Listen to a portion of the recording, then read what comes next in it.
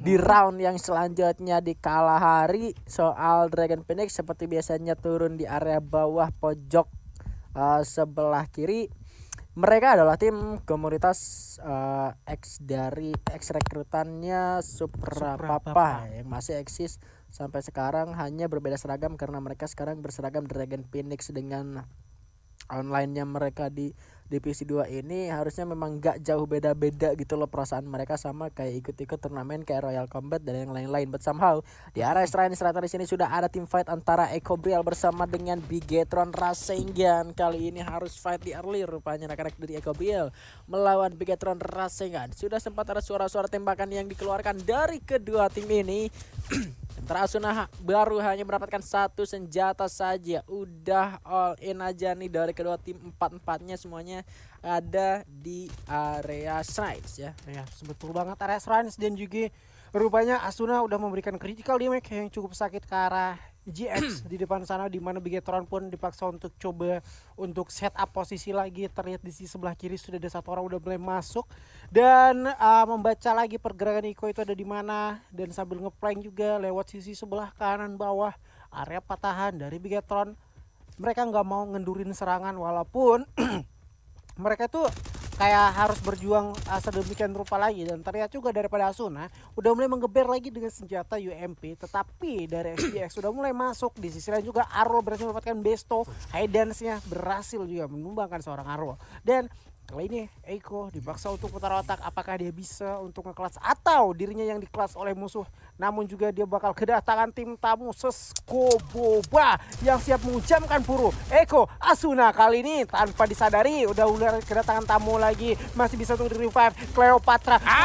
Depan sana Mersnya pun tumbang, dimana Rise menggunakan senjata double vector bakal tertekan kali menggunakan krononya, siap menghujamkan lagi. Tetapi malah dirinya di-clutch dan Indes Riders dia bakal berdarah. Kedatangan tim baru lagi, Evos Immortal bakal coba untuk fight. Mendapatkan 3 orang kali ini dari belakang. Fabian menjadi last man standing. Di atas saya enak banget rasanya dengan Insectin. Kedatangan 2 orang lagi daripada Evos Immortal yang bakal siap untuk merecoki dan begitu rasanya menyusul Ecobriel di peringkat ke-11.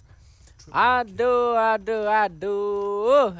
Ecobriel ya lagi-lagi stack 12. Memang ini bukan hasil yang diharapkan, tapi apa daya, itu yang sudah dilakukan dan sudah seperti itu kenyataannya. Ecobriel dan juga anak-anak dari MBR barusan bukan MBR.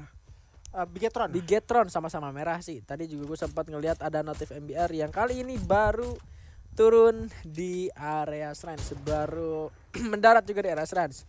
Ya, betul banget. Gak ada yang salah menurut gue dari kedua tim, untuk dari Ecobriel sendiri ataupun dari si Bigetron Rasengan sendiri, karena memang orang ketiga sih yang biasanya harusnya disalahkan. Betul banget. Itu sebetulnya dari Bigetron Rasengan sendiri udah bisa kayak pure murni menang 4 lawan 4 lawan Ecobriel, tapi memang dengan adanya datangnya Seskoboba, belum lagi tadi ada 2 player EVOS yang datang, itu yang benar-benar ngeganggu si anak-anak dari tim Bigetron Rasengannya. Sementara itu Bocil tidak bisa berlari dari senggapan seorang High-dance dari dalam. 2 orang dari tim MBR Epsilon sangat-sangat low. Sudah ada lemparan dengan sebuah flash freeze, tapi belum berhasil menemukan seorang High-dance rupanya di arah dalam. Ya, betul banget. 2 orang kali menyusul juga daripada MBR Epsilon Besto dengan High-dance. Apakah dari MBR ini meniru dari cara bermainnya EVOS Mortal, yang mana mereka juga kali ini hanya berdua, High-dance dengan juga Besto. Kali ini juga di sisi 2RR9 dengan senjata sniper ya, yaitu M2B berhasil mempick off Dewa Hujan Ryan kali, atau Dewa Hujan yang bosan ditumbangkan begitu aja.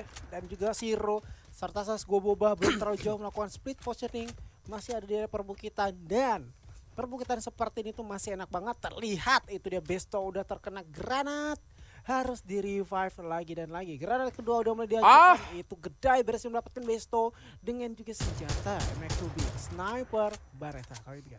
Yes, masih belum melepaskan ya anak-anak dari Seskoboba. 2 orang yang sebetulnya udah jadi informasi pasti kalau di area bawah itu emang ada 2 orang, dan pada akhirnya setelah terlalu lama ditahan dan gak dapat ya udah dilepasin aja. But somehow in another place, di sini ada Kelvin yang harus terculik oleh seorang Reva sendirian saja, entah untuk Rekan-rekan dari tim Bonafide ada di arah sebelah mana, tapi di sini harus terculik satu orang Kelvin, dan rupanya kita juga melihat di arah atas sudah ada Aura Ignis yang juga sudah mulai menonton menuju ke arah bawah. Ini dia ternyata posisi anak-anak dari tim Bonafide yang tadi satu orang Kelvinnya harus terculik di area luar. Harusnya masih bisa untuk diselamatkan dengan kondisi masih di 5 menit pertama.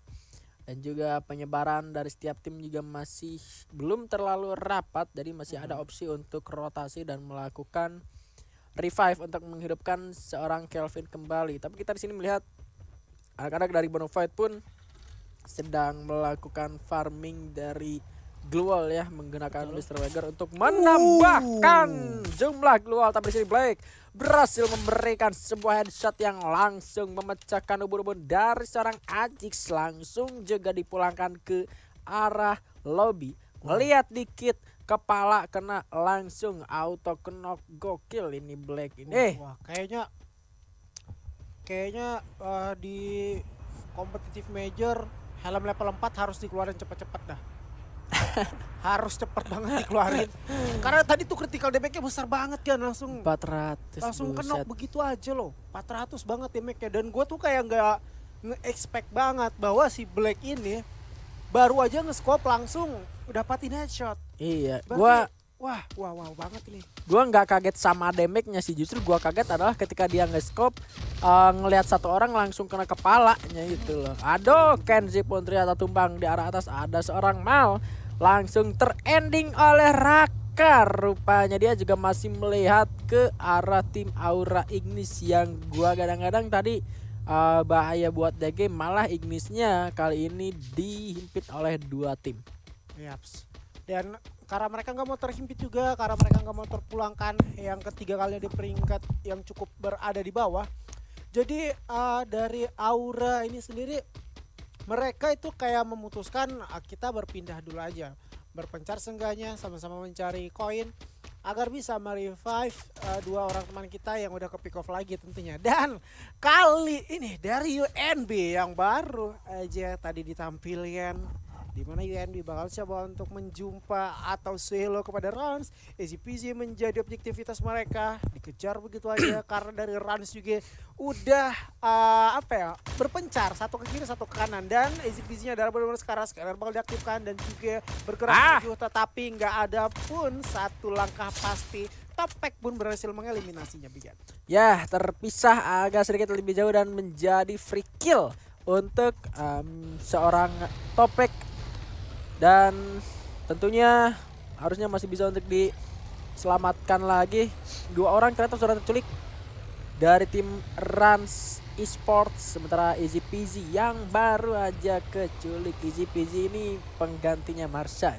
Iya, Marsha, Easy peasy. Cengnik, nama dia PJ Akbar, mendapatkan MVP di round sebelumnya 4 kill dengan 1080 damage. Dan kali ini 2 orang tersisa dari Rans akan berusaha untuk mencari spot terbaik untuk melakukan revive, berjalan-jalan di kalahari melalui area pinggir, area samping, dan oh iya, ternyata Dragon Phoenix masih ada di area bawah. Mereka melewati area tersebut, dan kalau misalkan mereka benar-benar mau ngelewatin mah cuek dengan area desabnya, mereka masih bisa aman-aman aja. Tapi gua nggak tahu apa yang dilakukan oleh Rama. Ternyata dia hanya memisahkan dirinya saja sendirian.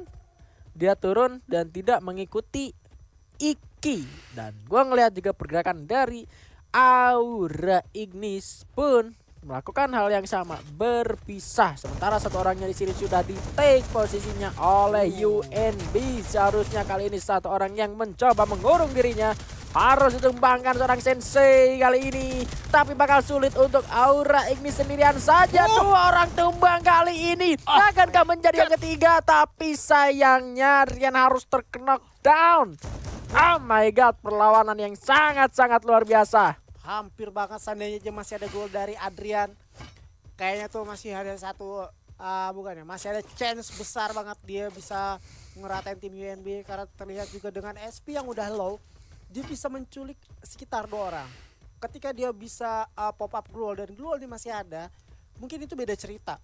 bisa aja dia ngekelas satu squad ini dengan perjuangan yang benar-benar besar, tetapi gue salut sama UNB yang dia itu sadar ya. Dia itu sadar gue mending kita ngekelasnya barengan, karena kalau sendiri-sendiri resiko tercuriknya tuh gampang banget. Dan dari papan kanan kalau gue lihat EVOS Immortal masih sama UNB selisihnya 10 poin, dan juga DG Sertara 1 poin. Aura sama Dranix ini dua naga ini berbagi angka 37. Bonafide-nya sama Dewanya sama-sama 36. Eko sama Bigetron rasengannya sama-sama 7. Ini malam minggu kenapa poinnya berjodoh kayak gini ya? Ngomong-ngomong nih, ada apa nih? Ngapa nih? Kok bisa samaan gini, kan janjian apa gimana kok torehan poinnya tuh bisa berjodoh gitu di malam minggu gini ya? Dua-dua lagi ya. Iya, ampun. Aduh. Tapi kalau ngomongin soal berjodoh-jodohan apa enggak, tadi tuh ada satu orang dari tim Rans ya, di mana Rama kayaknya udah bakal dekat dan Dewa udah menghidupkan satu playernya lagi. Kalau kita lihat yang udah mengumpulkan 6 poin eliminasi, di mana 4 yang disumbangkan oleh Kupol. Yang sebelumnya Kupol udah kecuali, tetapi Kupol bisa dihidupkan kembali, serta Dewa United bakal menjadi destinasi mereka kali ini untuk diratakannya.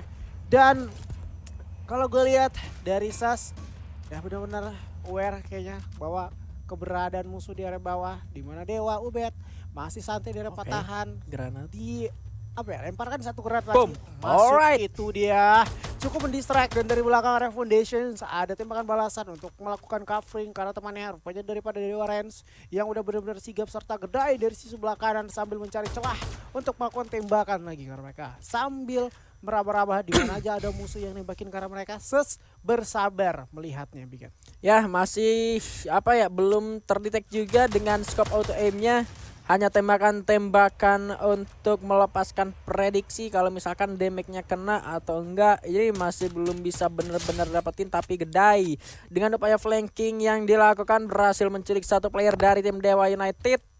Dan kali ini posisi dari tim Dewa United agak sedikit terjepit oleh satu tim dan juga zona yang ada di belakangnya. Bahkan UAV juga mengintai ke arah mereka, but somehow dari kedua tim yang sedang bersinggungan, ternyata dari kedua tim ini tidak sama-sama di dalam zona. So mereka bakal bergerak melalui jalan yang lain untuk masuk ke dalam zona selanjutnya. Sebelum 1 menit lagi zonanya akan segera menyusut, tetapi pergerakan dari Bocil ingin menuntaskan dengan cepat karena dia sudah mulai berarah ke arah depan.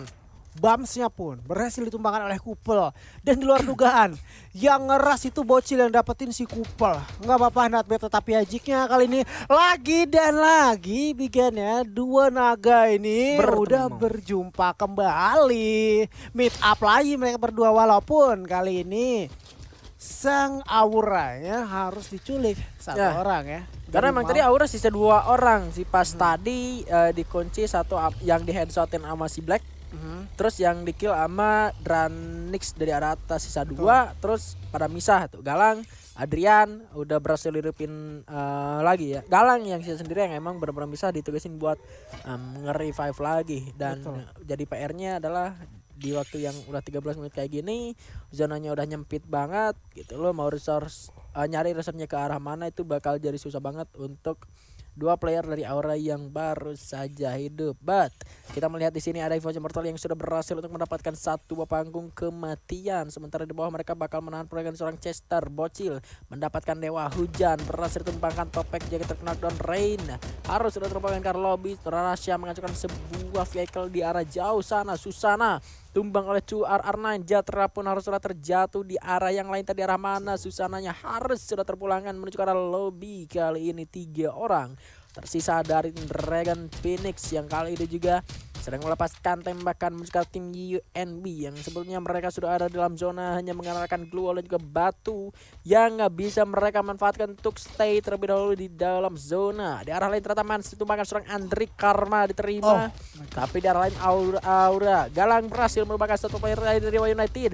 Jatranya tumbang. Di sini kali Recklessnya tersisa sendirian satu peluang seorang Haidans yang lagi coba dikeker terlebih dahulu, miss. Harusnya Reckless pada akhirnya tumbang sudah di posisi ke-9. MBR, tim yang belum mendapatkan buyah tapi selalu konsisten secara placement, masih bisa untuk hidup kembali. Aura Ignis tumbang di posisi ke-8. Ransnya harus tereliminasi ternyata. Sementara Drege bakal melakukan rush ke arah tim EVOS Immortal yang hanya menyisakan satu saja. Sepertinya kali ini Oh tumbang my sudah God. di posisi ke-6 berhasil ditumbangkan oleh tim DG Esport. Masih mantap juga karena di sana tim UNB yang berupaya untuk masuk ke dalam zona. Masih ada critical damage diberikan oleh seorang Made GV, berhasil menumbangkan satu orang. Ada pemasangan sebuah glue wall dan berhasil untuk melakukan ini ke seorang Topek. Satu kill tambahan kali untuk tim DG, 6 poin eliminasi di sebuah panggung kematian, menahan pergerakan dari Smiley yang tidak bisa smile karena ada pelontar. Boom! Dari Andrik berhasil untuk merupakan seorang Smiley, rupanya di sana yang lagi tiduran, tidak nyenyak rupanya karena diberikan sebuah ledakan yang sangat-sangat menyakitkan. Sementara Rehan juga di sana sedang melepaskan tembakan ke arah CSGO Boba, tapi di sana Rehannya harus sudah ditumbangkan juga. Kelvin kali ini bakal coba untuk melakukan upaya penyelamatan. Tanpa kita sadari rupanya CSGO Boba sudah berhasil mendapatkan 11 poin eliminasi di map yang panas kali ini. Iya, sudah cukup banyak banget, apalagi placement mereka masih masuk ke dalam top 5. Penggunaan satu vehicle Sensei-nya benar terjatuh. Tim UNB dieliminasi di posisi kelima, menyusul pesaingnya yaitu EVOS Immortal di peringkat ke-6. Dan kali ini dari Calvin berhasil dihidupkan Bonafide, masih ada 3 player, dan gua ngelihat di sisi lain MBR Epsilonnya masih ada di dalam zona. Enak banget mantekinnya. Apakah kalah hari kali ini akan jadi hari bagi MBR Epsilon? Karena DG pun bergerahan perlahan tapi pasti bergeraknya masuk ke dalam zona, berada di area grounding. Enak banget untuk mantekin musuh, apalagi penggunaan SC dari seorang Andrik dari atas sini udah juga siap mantekin, dan Chester yang pun harus terjatuh terculik begitu aja di tangan Bonafide, di mana Rehan sudah menculik 2 orang sekaligus, kedainya pun tumbang. Begitu juga dengan Chester yang udah berhasil di revive. Besto, Tuarna9, Winezi serta juga Haidans udah bakal bersiap banget dari MBR kali ini, Bigan. Yes, zonanya sudah menyusut. Sementara PR dari MBR adalah menahan pergerakan dari segala arah. Hati-hati kalau misalkan ada pelontar masuk, ini yang bakal jadi bahaya untuk anak-anak dari MBR. Banget di sana rupanya Haidan berhasil merupakan 2 orang dari tim CSGO Boba, sampai akhirnya ditumbangkan, dipulangkan menuju ke arah lobby dengan 1 buah pelontar saja rupanya di sana. Dan kali ini kita melihat masih ada Bonafide yang tersisa sendirian. Sementara DG mendapatkan grounding yang paling tinggi. Andriknya tumbang, terkena pelontarnya sendiri, miss rupanya. Rehan masih terus berupaya berlari menyelamatkan diri meskipun sulit. Masih ada glualan sampai akhirnya tumbang seorang Besto. 2 tim tersisa. DG-nya terlalu tinggi di arah atas. Haidan coba predik pelontarnya ke arah atas, jepret. Masih belum berhasil mendapatkan, tapi kali ini hanya memberikan damage yang sangat-sangat sakit ke arah seorang Made GV. Tapi peluru pelontarnya udah habis seorang Haidan. Coba ganti dulu senjatanya. Sementara di sana Besto harus terknockdown. Ada granat juga menuju ke arah seorang Haidan. Ada Reva di harapan Haidan yang malah tumbang. Rupanya Andri kali ini sangat-sangat menyulitkan pergerakannya, sangat luar biasa. Tiba-tiba ada di atap rumah, tidak terprediksi, tapi MBR-nya gagal. Buya dan DG berhasil mendapatkan Buya dengan cara-cara yang sangat-sangat